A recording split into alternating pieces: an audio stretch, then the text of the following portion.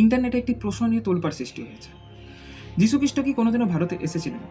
ইটালির south of টিউরিন নিয়ে একটি স্টাডি করা হয় অ্যাবাউট তার ডিএনএটা। সাউথ অফ টিউরিনটা কি প্রথমে বলে রাখি, সাউথ অফ টিউরিন হলো যীশুখ্রিস্টকে ক্রুশবিদ্ধ করার পর যীশুখ্রিস্টের শরীরে লেনিন কাপড়ের একটি চাদর জড়ানো হয়েছিল। এই যে কাপড়টা, এটাকে সাউথ অফ টিউরিন বলা হয়। এটি বর্তমানে ইটালির টিউরিন শহরের ক্যাথেড্রালে সংরক্ষিত রয়েছে। বিজ্ঞানীরা যখন প্রাচীন কাপড়ের ডিএনএ বিশ্লেষণ করলো, তখন দেখা গেল যে 40% ডিএনএ ভারতীয় বংশোদ্ভূত। এর মানে কি যীশুখ্রিস্ট ভারতে এসেছিলেন? দেখুন, এখানে তিনটি পসিবিলিটি হতে পারে।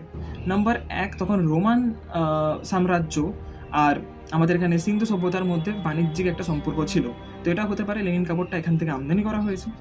নাম্বার টু, এটা হতে পারে যে যীশুখ্রিস্ট সত্যিকারেরই ভারতে এসেছিলেন। নাম্বার তিন, এটা হতে পারে যে দীর্ঘ 2000 বছর ধরে ওটা সংরক্ষিত রয়েছে, তো ওখানে অনেকে হাত দিতে পারে, তো এটাও হতে পারে। আর কিন্তু এমন কিছু স্টাডি রয়েছে যেখানে বলা হয়েছে যে যীশুখ্রিস্ট সময়েরই নাই কাপড়টা। এই কাপড়টা 1260 থেকে 1390 সালে। তাই যীশুখ্রিস্ট ভারতে এসেছিলেন নাকি, এর সঠিক তো কোনো প্রমাণ পাওয়া যায়নি। এই বিষয়ে আপনার কি মতামত অবশ্যই কমেন্টে জানান। দেখা হচ্ছে পরের ভিডিওতে কোনো নতুন টপিক নিয়ে, কোনো নতুন বিষয় নিয়ে।